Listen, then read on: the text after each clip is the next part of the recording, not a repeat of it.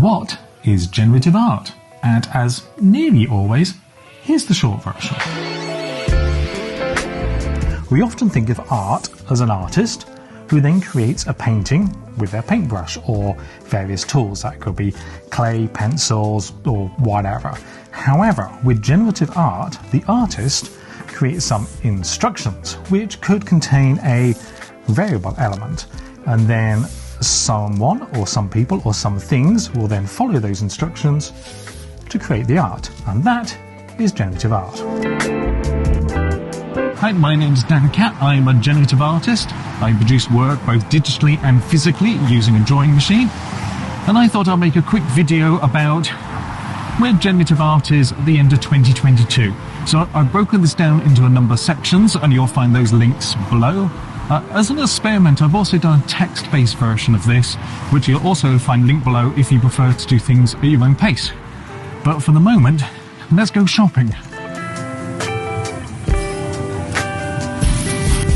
To start with, we'll look at studio assistants and where they sit with art, because I think that'll help put generative art into the context of the greater field of art.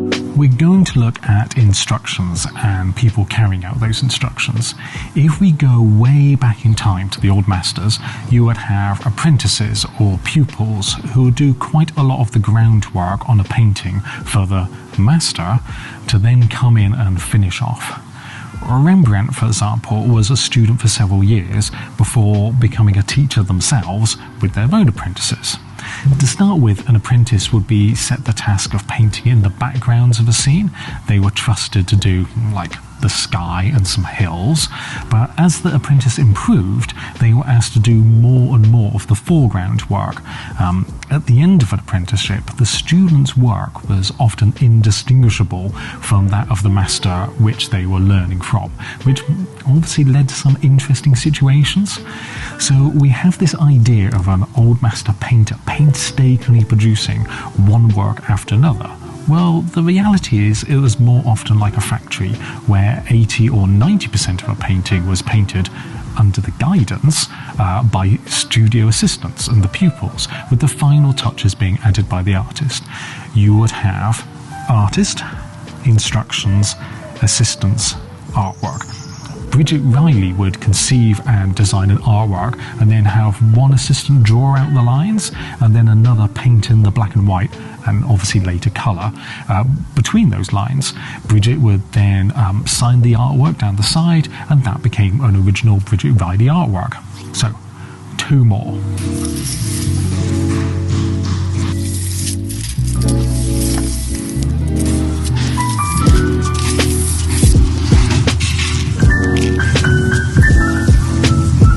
The Comedian, an artwork by, and I'm going to screw this up, Momenzio Catalan, is a banana taped to the wall with some duct tape. It has very specific instructions that the banana must be taped 175 centimetres above the ground, and it should be replaced every 7 to 10 days, which is reasonable. It's not unusual that artwork, especially work that decomposes over time or involves lots of heavy materials, big piles of soil is an example, to come with instructions so the gallery can recreate the artwork rather than attempting to transport it, which is often impossible.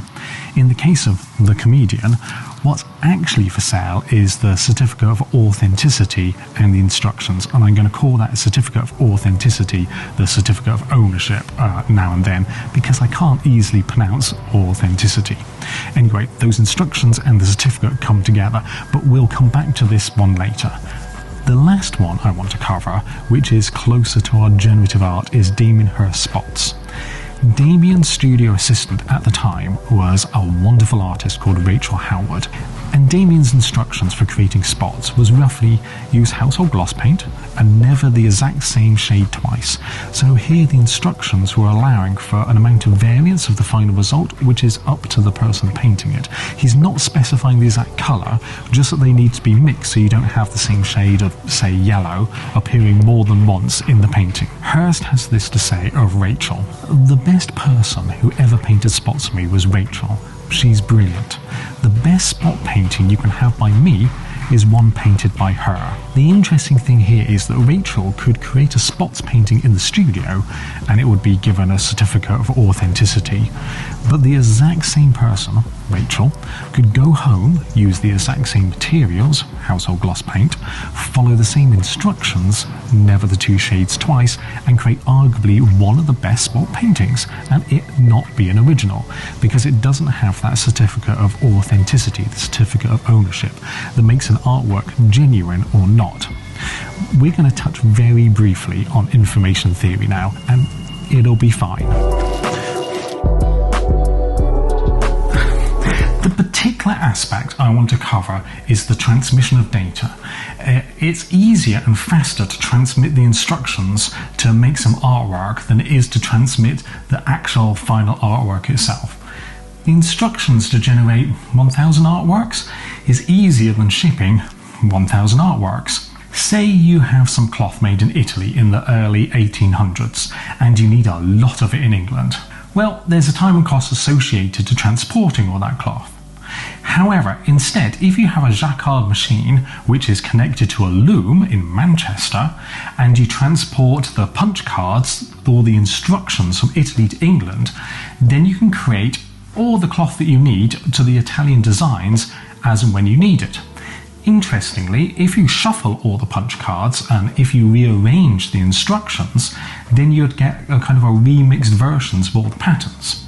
Transmitting a play, a performance, is a similar thing. You don't send all the performers and all the actors and all the set from one country to another. I mean, although you can, you generally don't.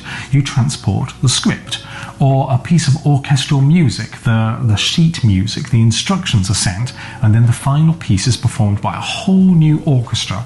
That's a bandwidth and storage of information that spans out to something much bigger. So back to our generative art and the instructions.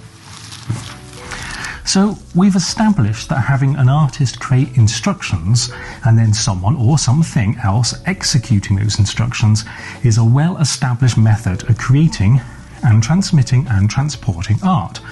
We're going to look at 3 different important flavors or types of generative art. First, deterministic, which basically means we as a human can understand and predict how the instructions will change based on whatever the inputs are. Take our orchestra and sheet music, for example. Say we do something fancy like having 4 page 6s labelled spring, summer, autumn, fall and winter. And when the orchestra plays, they swap out that page depending on the season. That's pretty easy. Let's add some more rules. We split the world into 5 latitude bands. Around the equator, everything stays the same. Then above or below 20 degrees latitude, a few pages are played like 1 octave up or down. And then above 70 degrees or below 70 degrees, they're played 2 octaves up or down. And then we'll split the world into 8 segments around, and I don't know, transpose some other part of the music based on which segment you're in. Now, suddenly, the final composition performed in London is different to the one performed in New York. We'll throw 2 more rules into the instructions. First, we'll have another selection of pages that get their order rotated or swapped around based on the day of the week. And finally, on a full moon or a new moon, we'll do something else musically very clever and interesting. I don't know, I'm not that great at music. Anyway, these variations are both easy to understand and completely predictable. If the piece is performed on a full moon on a Friday in September in New York, we can know what the sheet music will look like. We could even perform it, but we would have to actually be there at that very time to experience the original, authentic version. And to experience that specific performance again, you would need to be in New York during autumn on a Friday with a full moon. There may be some years when that doesn't happen at all. We know the overall form of the performance, but there are a number of different variations which are completely predictable and, more importantly, deterministic. Now, on to random. The opposite of deterministic is unpredictable randomness. I'll give an example. There's a very simple generative art program called 10print. A quick Google will find a whole bunch of examples of it, but it's basically this line of code here, which you don't need to understand at all. All that's going on is it's either printing a character that's a diagonal dash one way, or a diagonal dash that goes the other way, and I'll reproduce it over here using a neatened up diagonal line. As you can see, what we end up with is a fairly complex looking pattern. It looks like there's some kind of design behind it. As patterns go, it's quite labyrinthal, like a maze, but it's literally just a single tile that's either placed one way or the other. If we swap out the design for a couple of curves like this, we can see another complex looking pattern which follows exactly the same simple rule. We can reproduce this by hand. If I take a grid like this and a coin or a dice and then manually draw the lines one way for heads or the other way for tails, odds or evens, then I can create a pattern by following those rules. Let's do that now.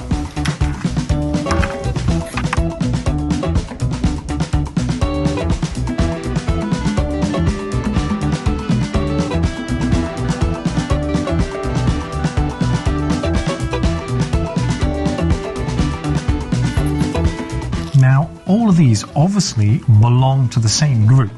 They look similar even though each one is unique. But if we destroy one and we didn't have this video that recorded it, there would be no way to create that specific output because it was purely random. It's the flip of the coin or the roll of the dice. This is unpredictable.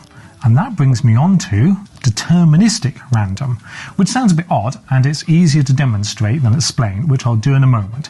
But essentially it's a sequence of numbers that follow a rule to generate them, but you or I as a human couldn't predict the next number in the sequence, even when viewing their previous selection of numbers. For example, if I give you this series of numbers, 868003716073032205474, which are near the 7,000th digit of pi, there's no way for you or I to really predict the next number in that sequence, which is 2, even though it definitely is and it always will be 2.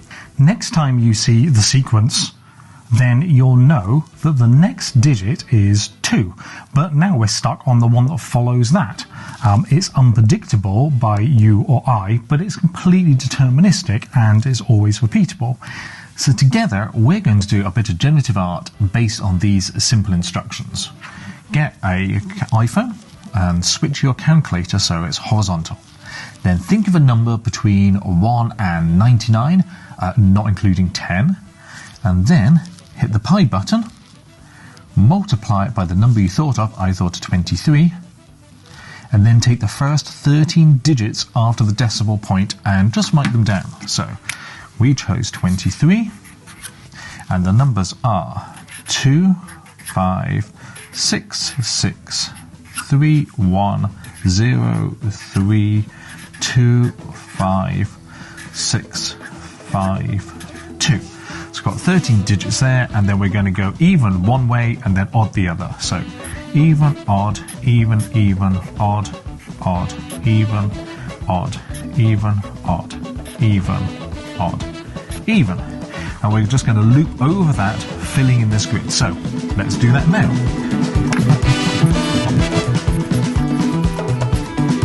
There we go.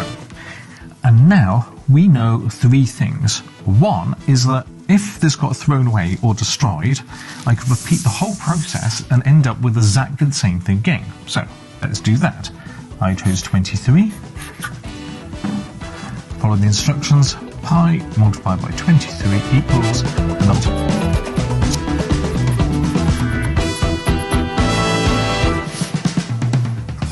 2, if we both pick different starting numbers, our results will be different. but within the same series. And 3, unless you're a super maths genius, if I tell you the selected number is 42, without having already seen the results, it's unlikely that you could predict the final artwork, meaning it's as good as random. For us humans, it's completely unpredictable, whilst being totally deterministic from a generative art computer program point of view. Generative art is basically that, but with more rules and more complications in the system. So why the explosion in generative art right now? An artist would write some generative art code that then created thousands of variations on the theme, and it could be completely random, as there was no need to be able to reproduce any particular artwork. Then the artist would just keep regenerating outputs until they saw one that they really liked, and then they would sort of save that to one side and carry on until they had a selection of what they considered to be the very best outputs on their algorithm. They'd then narrow those down to 3 or maybe 5, and then make prints of those outputs. Someone would buy a print that would then be put into a tube and then sent halfway around the world to whoever bought it, which, isn't a great solution. But then recently NFTs came along as a solution to selling digital art without all that printing and tubes and shipping things all over the globe. Now making it feasible to sell the output of generative art, instead of just picking 3 or 4 to sell, they can create a whole set of instructions that can create 50 or 100 or even 1,000 results, which people can then buy. Now, I'm not going to get into NFTs, but it is important to put modern generative art into the context of NFTs and why generative art has exploded because of it. Now, I'm going to give a very generalized overview. The first thing to know is that NFTs are not the artwork. The NFT is the certificate of authenticity, the certificate of ownership. To make it easy to understand, if we go back to our banana taped to the wall, the comedian as an example, say for a moment a collector Anne has the certificate of ownership and is showing the comedian in gallery A. So they're using the instructions to present the work, so it is the real one. Meanwhile, in gallery B, they're in a completely different country and using a copy of the instructions to present the work, they've stuck the banana to the wall as well. The banana in gallery A is the real one, and the banana in gallery B is the fake one. Someone, Bob, walks into gallery B and is so taken with the artwork that they want to own it. They get hold of Anne and buy the artwork off them for a huge amount of money. What they're really buying is the certificate of ownership, or the certificate of authenticity. The certificate and the original set of instructions are flown directly to Bob, who now gives gallery B permission to show the work. The banana taped to the wall in gallery B is now the real one, and the banana in gallery A is now the fake one. Although they haven't physically changed at all, the only thing that has changed is who owns the certificate of authenticity. So in the case of an NFT artwork, people can right-click save all they like, and that's the great thing about it. With a physical artwork, someone could buy it and then tuck it away to keep it safe from light and damage, and then no one has access to it. Copies of an NFT can exist all over the place. Everyone can enjoy it.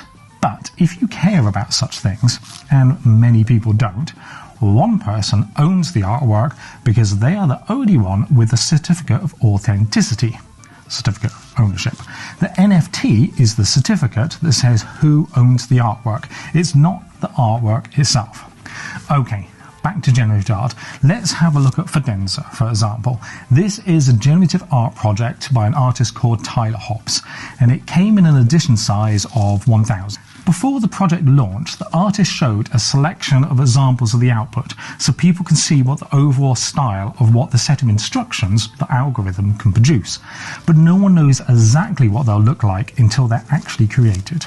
Someone buying a generative artwork from a long-form generative art project, and I'll cover what long-form means in another video, is buying into the overall aesthetic of what will ultimately become the collection, but they don't know specifically what they're going to get. Imagine our 10 print example from before. Instead of thinking of a random number between 1 and 100, you say, I would like to buy one of those artworks. A unique number is created for you, put through the instructions, and then the art is generated.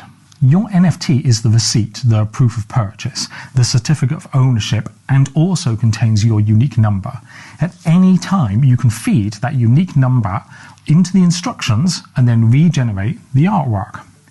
If we take a fidenza 0, for example, here, its unique number is on screen because I'm not saying that. Every time that number is fed into the code, it creates this fidenza. That fidenza can be displayed all over the place, but only the person who owns the certificate, the NFT, is agreed by everyone to be the owner. We're not going to go down the rabbit hole of agreed ownership in a society. Well, that's a whole separate thing. For fun, if we change the very last digit from a 4 to a 3, we get a whole new fidenza. But there's no certificate, no NFT exists for this one. You can't own this one. There are only 1,000 official NFTs for fidenza. Anything beyond that is a fake. One last thing, and then we'll wrap up with a summary. On-chain versus off-chain projects. This comes up sometimes, so I figure it's worth covering. The blockchain is like a giant ledger in the sky. It's a distributed database that you can write information to once, but you can't update it. You can't change what's already stored there. As an example, I want to commit to the blockchain the fact that I like cheese. So I ask a number of people who are part of this distributed system to write the data, Catt likes cheese, to the blockchain. And I have to pay them a small amount for that information. The fact that I like cheese is now immutably on the blockchain. It's publicly visible and anybody can read it. I now can't change that information. It can't be updated. What I can do is pay a second time to write some more information. So Catt doesn't like cheese. Now everybody can see that I paid for both sets of information to be written to the blockchain, which entry is the most recent one to determine if I like cheese or not. One thing to remember is that it costs money to put things onto the blockchain. The bigger the thing, the more it costs. Something like Catt likes cheese is very little data, but a whole high-resolution image would cost a small fortune to put onto the blockchain. We've heard those stories about someone buying an NFT, which, remember, is just the certificate that points to an image that's stored somewhere else off-chain. And then that image disappears. Gone. So the owner is still the owner, but the NFT no longer points to anything. So going all the way back to our information theory, the transmission and storage data, the instructions for creating the art is much smaller and takes up less space than the final image or images, let alone 1,000 itself. By placing the fidenza code and my own 70s and 80s pop code onto the blockchain itself, the same place where the NFTs live, then it means that it's always verifiable. People can check that it was actually me or Tyler putting the code onto the blockchain. They can even verify when I put the code onto the blockchain and also how much it cost me. In the case of 70s Pop Series 1, that was $1,800. When somebody comes along to press the buy button, a unique number is created. It's all wrapped up in an NFT, which is also placed onto the blockchain along with a receipt here. When that code is fed into the instructions, an image is created. Code, instructions, people, computer to execute it, image. If Bob comes along, and we're going to pretend Bob is standing in the distance because of COVID, and decides that they want to buy this image here, they then do another transaction that gets entered onto the blockchain that now says that Bob owns that NFT. Should this image ever get lost, it doesn't matter because this code, the NFT that belongs to Bob, and the instructions all live on the blockchain. You just put the instructions, the code, back into the instructions, that gets executed, and the image gets recreated. As long as the blockchain continues to exist, both the hash and the instructions will always be there. Artblocks, where I release some of my projects, is 100% on-chain. Meanwhile, fxhash, where I have some other projects, is off-chain. The NFT, the certificate of ownership, lives on the blockchain, but the code lives off blockchain. So should the code ever vanish from everywhere, then you won't be able to recreate the image again should that also vanish and you lose it. The advantage of having code off-chain is it allows artists to have a lot more code and also include things like images, audio and video, because they're not restricted by the cost of putting all of those things onto the blockchain. The more data, the more it costs. So this is why you can't really compare platforms like artblocks and fxhash, because they're doing things in two different ways. On one, you have to be a lot more conservative with the size of the code that you're using. On the other, you don't have that same set of restrictions, resulting in two different types of art. Anyway, what is generative art? Generative art is when an artist, often using code, but not always, creates a set of instructions that takes in a unique input, or random, that's then used to make a whole bunch of decisions through the system to generate the art. Feed in the same input, and you'll get the same output. Feed in a different input, and you'll get a different output. Hopefully that's a good enough introduction to where we are with generative art in 2022, just at the end of it, and why it kicked off and then settled down a little bit to near the end of the year.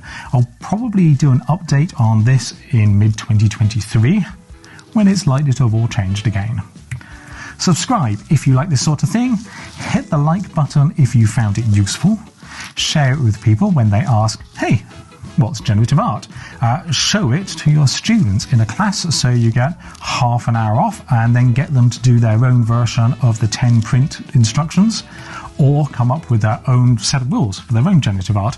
Drop a comment if you disagree with anything. We love that. And I will see you in the next video. Bye. That hand thing doesn't work because I can't reach. Have a bye.